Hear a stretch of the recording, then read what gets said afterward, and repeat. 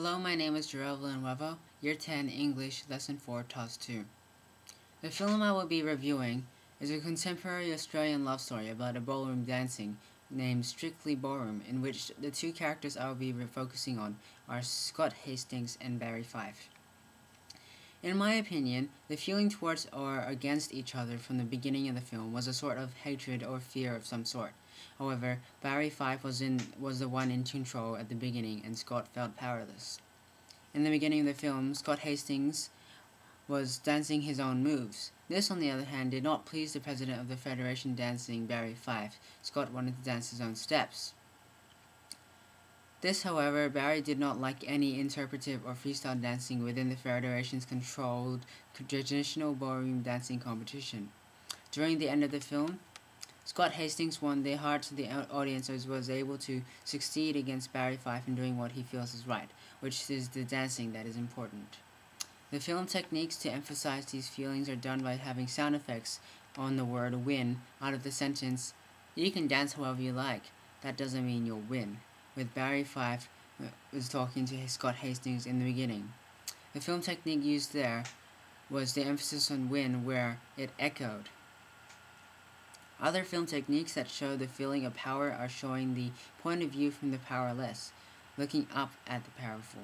This is shown at the beginning, where Scott and Liz are dancing in the Federation competition. Another film technique would be the close-up on the mouth emphasizing that is the final word.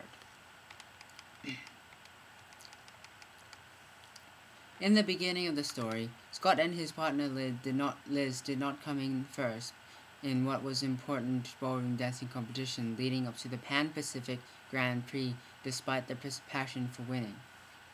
The reason for the loss is that Scott boldly expresses his dancing in non-Federation acceptable steps, largely interpretive improvising dancing.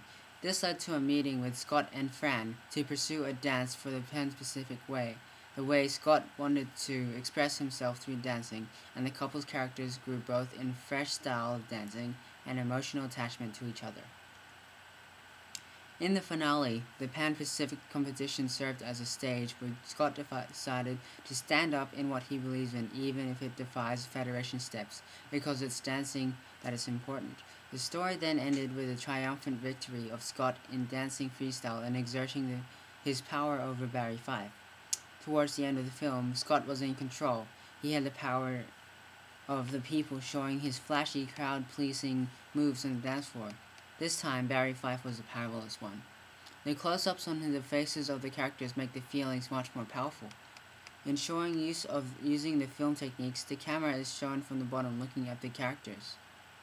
During the end, a film technique to show power or powerless, or when Barry Fife fell, then the camera went up and looked down on Barry Fife. The struggle with power that started off with Barry Fife ended up with the power taken away from Barry by Scott, which symbolized freedom of dance and dance for everyone. Thank you.